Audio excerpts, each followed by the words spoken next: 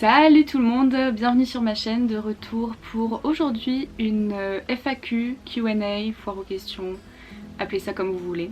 Le fait est que sur mon Instagram, j'ai demandé aux gens de me poser toutes leurs questions, toutes les questions auxquelles ils pouvaient songer sur les troubles alimentaires et sur la guérison. J'en ai reçu quelques-unes et j'étais même assez surprise de voir que ces questions ne venaient majoritairement pas de personnes qui étaient déjà malades, mais plutôt soit de personnes qui s'inquiétaient de le devenir, ou de proches qui se demandaient comment...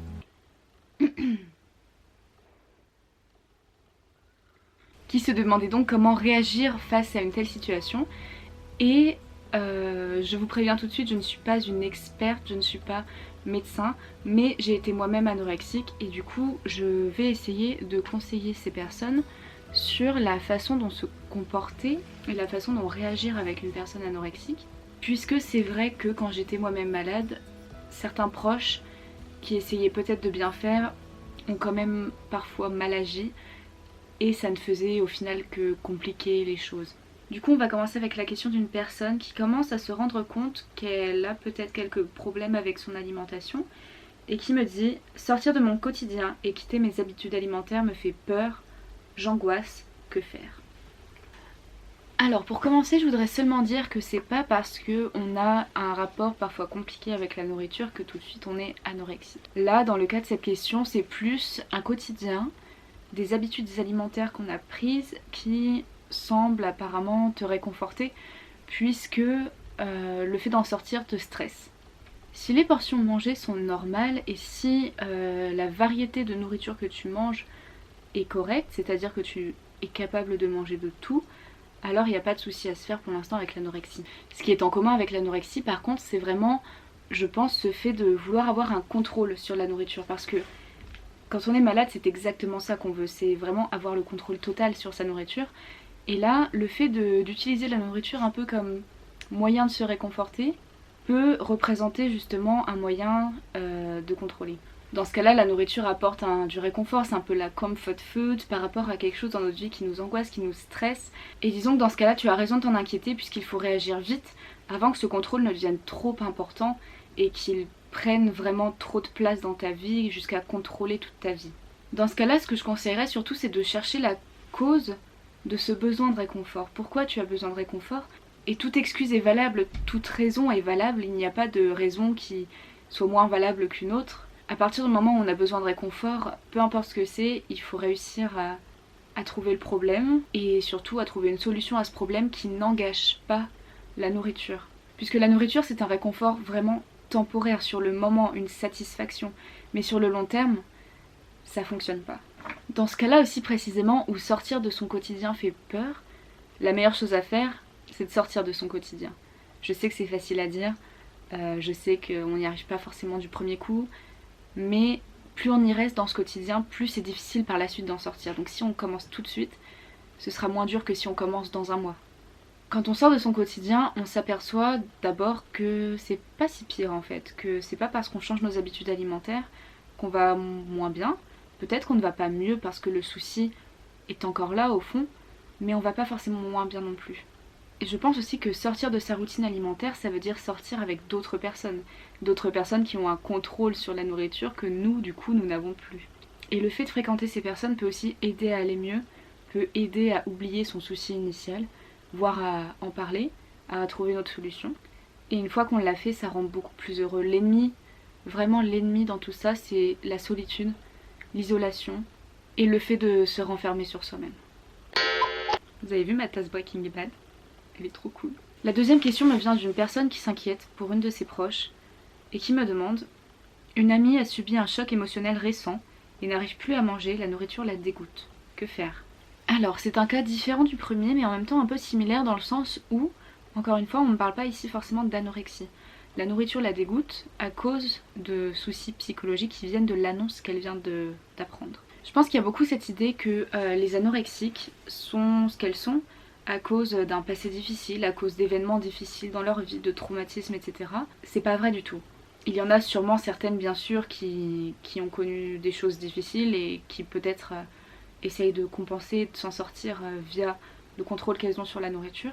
Mais honnêtement, La majorité des personnes anorexiques que j'ai rencontrées, que je rencontre encore tous les jours sur les réseaux sociaux, et y compris moi-même, on n'a jamais eu de gros soucis particuliers dans nos vies. Beaucoup ne savent pas pourquoi elles sont malades, elles ont une famille qui les aime, elles ont des amis proches, elles vont en cours tous les jours, elles vont au travail tous les jours, elles n'ont pas de soucis de quoi que ce soit, mais disons que ce sont des problèmes plus enfouis. Dans le cas de ton amie, le dégoût de la nourriture et le rejet de la nourriture vient donc sûrement de l'annonce qu'elle a reçue et d'un traumatisme sûrement qui s'en est suivi. Alors je suis pas psychologue, mais je sais que souvent dans ces cas-là, parce que ça m'arrive aussi, on n'a plus forcément envie de manger parce qu'on n'a pas le goût de vivre sur le moment, et manger ça sert à ça sert à vivre. Donc il faut vraiment aller à la source de ce traumatisme et encore une fois essayer de le résoudre de n'importe quelle autre façon que par la nourriture, consulter quelqu'un, voir un psychologue, en parler à ses proches surtout, puisque parler ça fait un bien fou, et essayer de trouver pour elle des nourritures qui sont faciles à avaler, et je pense notamment aux calories liquides, puisque on n'y pense pas forcément quand on boit des choses, mais à part l'eau il y a des calories dans tout. Et du coup ça peut aider au moins à s'alimenter lorsqu'on a vraiment du mal à manger. Après il y a différents cas. Une fois une amie m'a posé la question par rapport à une de ses connaissances qui venait d'apprendre qu'elle était diabétique et qui dans ce cas-là n'arrivait juste plus à manger parce qu'elle avait une certaine peur de la nourriture, un rapport très mauvais avec la nourriture par rapport à ce que ça lui faisait physiquement. Dans ces cas-là, je pense qu'il est aussi bon d'éduquer la personne sur la nutrition. Essayer de démystifier un peu ce qu'est la nourriture, de quoi c'est composé, qu'est-ce que ça fait vraiment sur l'organisme, à quoi ça sert. Et je pense que vraiment le fait de comprendre la nourriture, ça aide à en avoir moins peur. On passe ensuite à la troisième question qui vraiment m'a fait énormément réfléchir et j'ai pas encore trouvé la réponse exacte parce que c'est très compliqué, parce que ça dépend beaucoup des cas. J'ai essayé d'y répondre vraiment de mon propre point de vue, de comment je l'aurais ressenti lorsque ça m'est arrivé. Mais j'ai jamais été dans la situation où j'étais proche d'une personne anorexique qui n'était pas moi. Je sais qu'il y a beaucoup de groupes de parole, de groupes de rencontres, de sites internet qui aident à ça. Je vais vous en mettre quelques-uns en barre d'infos si vous voulez vous y référer pour avoir des conseils de gens qui sont passés par là. Mais je vais quand même essayer d'y répondre de mon mieux, de mon point de vue. La question est donc, comment agir avec un membre de sa famille anorexique ? Doit-on en parler, faire comme si le problème était inexistant, être plus attentif? Alors déjà, être plus attentif, oui, surtout être plus attentif à cette personne. Quand on a une personne malade autour de soi, il faut quand même l'observer, il faut essayer d'en prendre soin. Et ça, qu'elle le veuille ou non. Après, si elle ne le veut pas, il faut le faire, disons, de façon plus discrète, de façon à ce qu'elle ne le remarque pas beaucoup, mais quand même faire attention à elle, puisqu'elle encourt quand même un grave danger en étant malade. Il faut savoir que l'anorexie est la maladie mentale qui tue le plus, notamment à cause de suicide, donc c'est vraiment pas quelque chose à prendre à la légère. Donc pour commencer, je pense qu'il est vraiment important d'en parler avec la personne. Il faut aborder le sujet en commençant doucement, déjà exprimer son inquiétude par rapport à ce qui lui arrive, avec des mots doux, des gestes doux, montrer quand même qu'on est là pour elle, qu'on est une personne aimante et qu'on veut surtout pas lui faire de mal, qu'on dit pas ça pour lui faire du mal. Il y a de fortes chances que la personne refuse de l'entendre au début, que la personne soit dans le déni. C'est normal, c'est pas de sa faute. Et c'est pas pour autant qu'il faut balayer les choses d'un revers de main et se dire bah tant pis pour elle, elle veut pas m'écouter, j'arrête de l'aider. Si on balaye les choses d'un revers de main, ça va de toute façon encore empirer et c'est vraiment pas ce qu'on cherche. Pour commencer à attaquer la maladie un peu plus sérieusement, il est indispensable, mais vraiment indispensable d'aller en parler à un médecin. Si la personne malade s'en rend vraiment pas compte et veut pas y aller, allez-y au moins sans elle. Parlez-en à votre médecin qui pourra vous indiquer la démarche à suivre, qui pourra vous dire si dans votre ville ou les villes alentours il y a des spécialistes, des hôpitaux spécialisés par exemple, ou des thérapies spécialisées. Il pourra vous rediriger vers des psychologues, vers des nutritionnistes, diététiciens, voire vers une hospitalisation si le cas est vraiment critique et urgent. Mais en tout cas, il est nécessaire de se faire aider au plus vite, quel que soit le stade de la maladie, surtout que l'anorexie, ça se voit pas forcément physiquement. Il y a même des gens qui sont anorexiques et les autres personnes n'arrêtent pas de leur faire des compliments, soi-disant parce qu'ils ont minci et qu'ils sont incroyablement bien foutus dans les normes de la société. Sauf qu'en réalité, pour eux, ils sont en fait en sous-poids. Donc ne cherchez pas à vous dire elle est pas squelettique, elle a pas à se faire aider, elle peut guérir toute seule, elle a pas à se faire hospitaliser, c'est pas grave. C'est pas vrai. Donc prenez les choses en main au plus vite. Et la question de la personne s'en suivait sur une autre que j'ai trouvée vraiment intéressante en fait, puisqu'il me demande, a-t-on le droit d'en vouloir à une personne anorexique qui pourrit l'entente de la famille? Alors, si elle pourrit l'entente à cause de sa maladie, je suis en mesure de répondre. Si elle pourrit l'entente à cause de choses qui n'ont rien à voir, là c'est pas mon problème, hein. Mais si c'est issu de la maladie, ce que je peux te dire tout simplement, c'est que la personne ne se rend pas compte du tout. Quand je repense à ma période où j'étais malade, je me dis mais mon Dieu, comment c'est possible? Comment j'ai pu faire ça? Mais au final, ma mère m'a dit vraiment une phrase qui m'a beaucoup aidée, c'est qu'elle m'a dit si quelqu'un est malade du cancer, tu vas pas lui en vouloir d'être malade, c'est pas de sa faute. Et là, c'est pas parce que c'est une maladie mentale que c'est différent de quelque autre manière. Évidemment, ça se soigne en faisant beaucoup d'efforts, contrairement aux maladies plus physiques, mais c'est quand même pas de sa faute. Il faut savoir que quand on est malade et qu'on commence à être en sous-poids, et même avant d'ailleurs, le cerveau réagit différemment et pense différemment et ne voit plus du tout, mais du tout la réalité telle qu'elle est vraiment. C'est vraiment, tout est déformé. Et c'est pour ça qu'on a beau le dire à une personne anorexique, elle va forcément parfois le nier, mais c'est pas pour autant qu'il faut arrêter de lui dire. Et en ce qui concerne le fait de reprocher, je pense que c'est vraiment pire. Enfin, que tu lui reproches ou que tu ne lui reproches pas, elle sera toujours malade. Donc les menaces, les reproches, la culpabilisation, c'est vraiment la dernière chose à faire. Je sais qu'une fois, un de mes proches qui était sûrement très malheureux de me voir comme ça, mais a essayé de me faire culpabiliser pour que je guérisse. Et c'était horrible et je l'ai encore en tête aujourd'hui tellement ça m'a marqué et tellement ça m'a fait de la peine. Et je lui en ai beaucoup voulu. Et c'est vraiment, vraiment pas la meilleure chose à faire.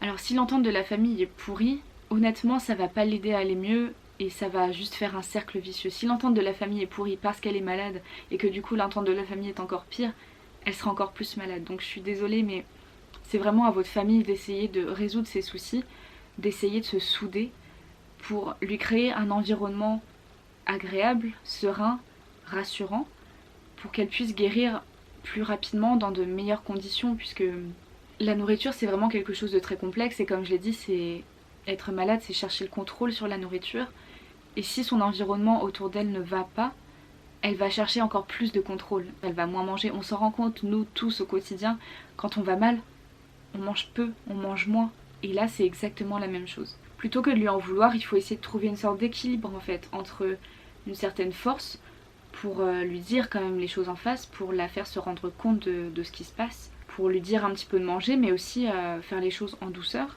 Par exemple, pour l'encourager à manger, plutôt que de lui dire mais finis ton assiette, dites-lui plutôt, ça va pas forcément marcher, mais par exemple, je sais pas, si elle veut pas en reprendre, tu lui dis eh bien regarde, moi j'en reprends, c'est pas grave, tu peux faire pareil aussi, essayer de la rassurer. Plein de petites choses comme ça qui font qu'elle se sent soutenue et que peut-être si elle est agressive à cause de sa maladie, elle le deviendra un peu moins en voyant que vous essayez de l'encourager et que vous, sans la forcer, vous comprenez ce qu'elle est en train de vivre. Il faut aussi féliciter chacun de ses petits pas, même si pour nous ça semble ridicule de manger une bouchée supplémentaire ou un légume supplémentaire. Pour une personne malade, c'est je sais même pas comment dire, c'est la terre entière qui est en train de se jouer ou de peser sur ses épaules. Enfin, c'est vraiment quelque chose d'incroyable. Donc félicitez-la, encouragez-la à chaque tout petit pas. Mon tout dernier conseil, ce serait de dire que... Alors, sont très très très rares les personnes qui y vont volontairement, mais il existe des hospitalisations pour les personnes anorexiques et pour tous les autres troubles alimentaires.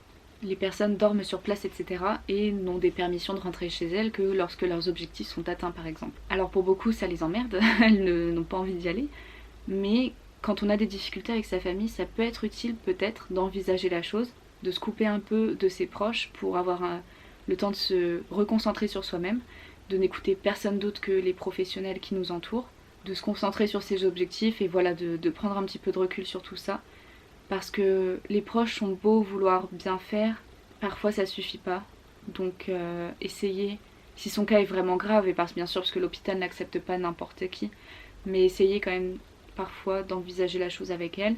Si, et seulement si, vous n'arrivez pas à résoudre tous les soucis avant, c'est vraiment la dernière des options. C'est tout pour aujourd'hui, j'espère que ça vous aura aidé à voir un petit peu plus clair dans tout ça.